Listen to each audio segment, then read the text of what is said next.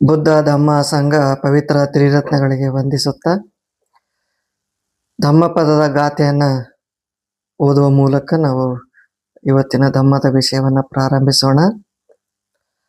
ಸುಖವನ್ನೇ ಬಯಸುವವು ಎಲ್ಲ ಜೀವಿಗಳು. ತಾನೂ ಸಹ ಸುಖವನ್ನೇ ಬಯಸುವವನಾಗಿ ಸುಖ ಬಯಸುವ ಇತರ ಜೀವಿಗಳನ್ನು ಹಿಂಸಿಸುವನು ಮುಂದೆ ಸುಖ ಪಡುವುದಿಲ್ಲ. ಭಗವಾನ್ ಬುದ್ಧರ ಈ ಗಾಥೆ ಬಹಳ ಮುಖ್ಯವಾಗಿರ್ತಕ್ಕಂಥದ್ದು. ಇತ್ತೀಚಿನ ದಿನಗಳಲ್ಲಿ ನಮ್ಮ ದೇಶದಲ್ಲಿ ದೇವರ ಹೆಸರಿನಲ್ಲಿ, ಧರ್ಮದ ಹೆಸರಿನಲ್ಲಿ ಸಾವಿರಾರು ಪ್ರಾಣಿಗಳಿಗೆ ಬಲಿ ಕೊಡುವಂಥದ್ದು ತುಂಬಾ ಹೆಚ್ಚಾಗಿದೆ.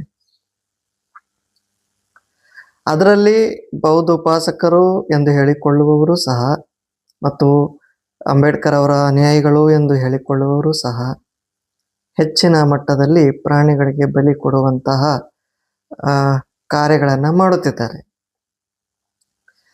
ಈ ಪ್ರಾಣಿಗಳಿಗೆ ಬಲಿ ಕೊಡುವಂತಹದ್ದು ಬೌದ್ಧ ಧರ್ಮದಲ್ಲಿ ಇದೆಯೋ ಅಥವಾ ಇಲ್ಲವೋ ಎನ್ನುವುದು ತಿಳಿದುಕೊಳ್ಳುವುದಕ್ಕೆ ಪ್ರಯತ್ನ ಕೂಡ ಮಾಡುವುದಿಲ್ಲ.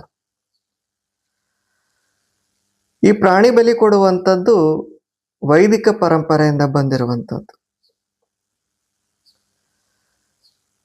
ವೈದಿಕ ಪರಂಪರೆ ನಂಬಿಕೆ ಯಾವ ರೀತಿಯಾಗಿತ್ತು ಅಂದರೆ,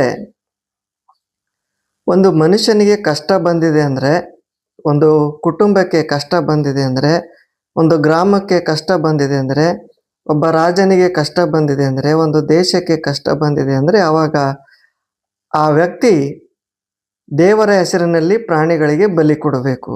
ಪ್ರಾಣಿಗಳಿಗೆ ಬಲಿ ಕೊಟ್ಟಾಗ ಆ ದೇವರು ನಮ್ಮ ಕಷ್ಟವನ್ನ, ಕುಟುಂಬದ ಕಷ್ಟವನ್ನ, ಗ್ರಾಮದ ಕಷ್ಟವನ್ನ, ದೇಶದ ಕಷ್ಟವನ್ನ, ರಾಜನ ಕಷ್ಟವನ್ನ ದೂರ ಮಾಡ್ತಾನೆ ಎನ್ನುವಂಥದ್ದು. ಸೊ ಈ ಆಸೆಗಳಿಗೆ ಒಳಗಾಗಿ ಅನೇಕ ಜನರು ಮಕ್ಕಳಾಗಿಲ್ಲ ಅಂದರೂ ಕೂಡ ಬಲಿ ಕೊಡುವ ಆಚರಣೆ ಮಾಡುವುದು, ಸ್ವಲ್ಪ ಕಷ್ಟಗಳು ಬಂದಾಗ ಬಲಿಯನ್ನು ಕೊಡುವಂಥದ್ದು, ಹೊಸ ಮನೆಯನ್ನೇ ಕಟ್ಟಿದಾಗ ಆ ಮನೆ ಶಾಂತಿ ಮಾಡಬೇಕು ಅಂತೇಳಿ ಅಲ್ಲಿ ಬಲಿಯನ್ನು ಕೊಡುವಂಥದ್ದು ಜನಗಳು ತುಂಬಾ.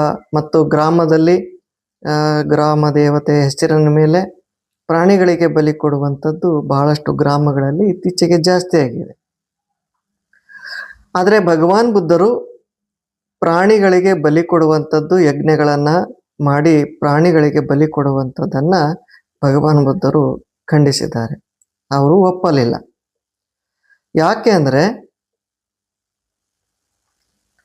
ಒಬ್ಬ ಮನುಷ್ಯನಿಗೆ, ಒಂದು ಕುಟುಂಬಕ್ಕೆ, ಒಂದು ಗ್ರಾಮಕ್ಕೆ ಅಥವಾ ಒಬ್ಬ ರಾಜನಿಗೆ ಅಥವಾ ಒಂದು ದೇಶಕ್ಕೆ ಒಳ್ಳೆಯದಾಗಬೇಕು ಅಂದರೆ ಆ ದೇಶದಲ್ಲಿ ದಾನ ಮಾಡುವಂಥದ್ದು, ಶೀಲವನ್ನ ಪಾಲನೆ ಮಾಡುವಂಥದ್ದು, ಧ್ಯಾನ ಮಾಡುವಂಥದ್ದು, ಮೈತ್ರಿ ಕರುಣೆಯನ್ನು ಮಾಡುವಂಥದ್ದು, ನ್ಯಾಯವನ್ನ ಮಾಡುವಂಥದ್ದು, ಸಮಾನತೆಯನ್ನ ತರುವಂಥದ್ದು, ಎಲ್ಲ ಬಡವರಿಗೆ ಸೇವೆಯನ್ನು ಮಾಡುವಂಥದ್ದು ಮಾಡಿದಾಗ ಮಾತ್ರ ಅಲ್ಲಿ ಒಳ್ಳೆಯದಾಗಲಿಕ್ಕೆ ಸಾಧ್ಯವಿದೆ.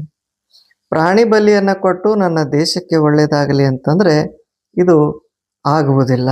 ಅದಕ್ಕಾಗಿ ರಾಜನಾದವನು ಮತ್ತು ಪ್ರಜೆಗಳಾದವರು ಶೀಲವನ್ನ ಪಾಲನೆ ಮಾಡಬೇಕು, ದಾನವನ್ನ ನೀಡಬೇಕು, ಧ್ಯಾನವನ್ನ ಮಾಡಬೇಕು, ಮನಸ್ಸನ್ನ ಪರಿಶುದ್ಧವಾಗಿ ಮಾಡಿಕೊಳ್ಬೇಕು, ಧರ್ಮದ ಮಾರ್ಗದಲ್ಲಿ ನಡಿಬೇಕು ಅಂತೇಳಿ ಭಗವಾನ್ ಬುದ್ಧರು ಹೇಳಿದ್ದಾರೆ. ಹಾಗಾಗಿ ಈ ಪ್ರಾಣಿ ಬಲಿ ಕೊಡುವಂಥದ್ದನ್ನ ನಿಲ್ಲಿಸಬೇಕು. ಬಹಳಷ್ಟು ಜನರು ಏನ್ ಮಾಡ್ತಾರೆ ಅಂದ್ರೆ, ಮದುವೆ ಮಾಡಿಕೊಳ್ಬೇಕಾದ್ರೆ ಬೌದ್ಧ ಧರ್ಮದ ಅನುಸಾರ ಮದುವೆ ಮಾಡಿಕೊಳ್ಬೇಕು ಅಂತೇಳಿ ಮಾಡ್ಕೊಳ್ತಾರೆ. ಮದುವೆ ಆದಮೇಲೆ ಮಕ್ಕಳಾಗದೆ ಹೋದಾಗ ದೇವರಲ್ಲಿ ಹರಕೆಯನ್ನ ಹೊತ್ತುತ್ತಾರೆ. ಈ ದೇವರೇ, ಮಕ್ಕಳಾದರೆ ನಾನು 5 ಕುರಿ 11 ಕುರಿಗಳು ನಾನು ಬಲಿ ಕೊಡ್ತೀನಿ. ಅಥವಾ ಮಕ್ಕಳಾದ ಮೇಲೆ ಜವಳ ತೆಗೆಯುವ ಸಲುವಾಗಿ, ಕೇಶಮುಂಡನ ಮಾಡುವ ಸಲುವಾಗಿ ದೇವರ ಹತ್ತಿರ ಕೇಳ್ಕೊಳ್ತಾರೆ, ನಾನು ದೇವರ ಹತ್ರ ಈ ದೇವರಲ್ಲಿ ನಾನು ಜವಳ ತೆಗಿತೀನಿ, ಇಷ್ಟು ಪ್ರಾಣಿಗಳಿಗೆ ಬಲಿ ಕೊಡ್ತೀನಿ ಅಂತ. ಮದುವೆ ಮಾಡಿಕೊಳ್ಳುವುದು ಬೌದ್ಧ ಧರ್ಮದಲ್ಲಿ, ಹರಕೆ ಹೊರುವುದು ಮತ್ತೊಂದು ದೇವರಲ್ಲಿ. ಹೀಗೆ ನಮ್ಮ ಉಪಾಸಕರ ಒಂದು ದಾರಿ ಬಹಳ ವಿಚಿತ್ರವಾಗಿದೆ.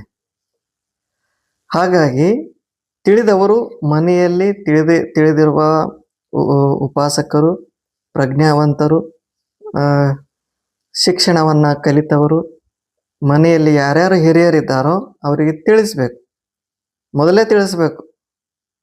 ಹರಕೆ ಹೊತ್ತ ಮೇಲೆ ತಿಳಿಸೋದು ಬೇಡ, ಅವ್ರು ಕೇಳಲ್ಲ ಆಮೇಲೆ. ಅದ್ರ ಸಲುವಾಗಿ ಮೊದಲೇ ಏನು ಮಾಡಬೇಕು, ಮನೆಯಲ್ಲಿರ್ತಕ್ಕಂಥ ಎಲ್ಲ ಹಿರಿಯರಾಗಿರ್ಲಿ, ಕಿರಿಯರಾಗಿರ್ಲಿ, ಯಾರೇ ಆಗಿರಲಿ, ನಮ್ಮ ಪರಿವಾರದಲ್ಲಿ ದೇವರ ಹೆಸರಿನಲ್ಲಿ ಬಲಿ ಕೊಡುವಂಥ ಹರಕೆ ಯಾರು ಕೂಡ ಹೊತ್ತಬಾರದು. ಯಾವ ರೀತಿಯ ಹರಕೆಯನ್ನು ಹೊರಬೇಕು ಅಂದರೆ ದಾನವನ್ನ ನೀಡುವಂಥ ಹರಕೆಯನ್ನು ಹೊರಬೇಕು. ನಾನು ದಾನವನ್ನ ನೀಡುತ್ತೇನೆ, ವೃದ್ಧಾಶ್ರಮದಲ್ಲಿ ದಾನವನ್ನ ನೀಡುತ್ತೇನೆ, ಅನಾಥಾಶ್ರಮದಲ್ಲಿ ದಾನವನ್ನ ನೀಡುತ್ತೇನೆ, ಭಿಕ್ಕುಗಳಿಗೆ ದಾನವನ್ನ ನೀಡುತ್ತೇನೆ, ಧಮ್ಮಕ್ಕಾಗಿ ದಾನವನ್ನ ನೀಡುತ್ತೇನೆ, ಬಡ ಮಕ್ಕಳಿಗೆ ವಿದ್ಯಾಭ್ಯಾಸಕ್ಕಾಗಿ ದಾನವನ್ನ ನೀಡುತ್ತೇನೆ ಎನ್ನುವಂತಹ ಒಳ್ಳೆಯ ದಾನವನ್ನ ನೀಡುವಂತಹದ್ದನ್ನ ಕೇಳಿಕೊಳ್ಳಬೇಕು. ಶೀಲವನ್ನ ಪಾಲನೆ ಮಾಡುವಂತಹ ಸಂಕಲ್ಪವನ್ನು ಮಾಡಬೇಕು. ಧ್ಯಾನವನ್ನ ಮಾಡುವಂತಹ ಸಂಕಲ್ಪವನ್ನ ಮಾಡಬೇಕು. ಅದನ್ನ ಬಿಟ್ಟು ಬಲಿ ಕೊಡುವಂತಹ ಹರಕೆಯನ್ನ ಯಾರು ಕೂಡ ಕುಟುಂಬದಲ್ಲಿ ಹೊರಬಾರದು ಅಂಥೇಳಿ ತಾವು ಪರಿವಾರದವರಿಗೆ ತಿಳಿಸ್ಬೇಕು.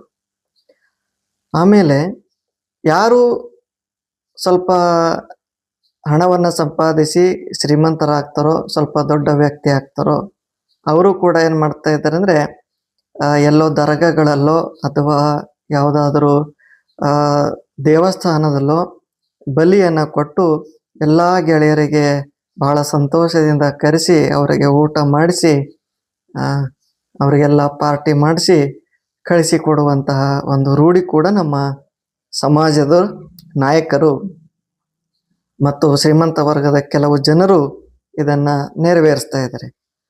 ಸೊ ಹೀಗೆ ಸಮಾಜವನ್ನ ದಿಕ್ಕು ತಪ್ಪಿಸುವಂತಹ ಮತ್ತು ಬೌದ್ಧ ಧರ್ಮಕ್ಕೆ ವಿರುದ್ಧವಾಗಿರ್ತಕ್ಕಂಥ ಕಾರ್ಯಗಳನ್ನ ಮಾಡುವುದನ್ನ ಪ್ರತಿಯೊಬ್ಬರು ತಪ್ಪಿಸುವಂತ ಕೆಲಸ ಮಾಡಬೇಕು. ಇದು ಕೇವಲ ಬಂತೇಜಿಗಳಿಗೆ ಸಂಬಂಧಪಟ್ಟಿರುವಂಥದ್ದಲ್ಲ, ಕುಟುಂಬದಲ್ಲಿರ್ತಕ್ಕಂಥ ಪ್ರತಿಯೊಬ್ಬ ನಾಗರಿಕನ ಕರ್ತವ್ಯ, ಧಮ್ಮವನ್ನ ಪಾಲನೆ ಮಾಡ್ತಕ್ಕಂಥ ವ್ಯಕ್ತಿಯ ಕರ್ತವ್ಯ. ತಮ್ಮ ಪರಿವಾರದಲ್ಲಿ ಇಂತಹ ಹರಕೆಗಳನ್ನ ಹೊರುವುದಕ್ಕೆ ಬಿಡಬೇಡಿ.